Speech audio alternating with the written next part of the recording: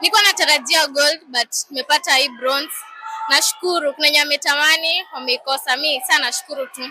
Next year ni kumoto. Thanks our coach kwa kusaidia tumetrain tukiwa huko camp. Ndio tukuje hapa tumeshinda. Imekuwa nguvu za Mungu imekuwa tough but tumeng'ang'ana. Tumeweza, nimeng'ang'ana hadi nimefika bronze final.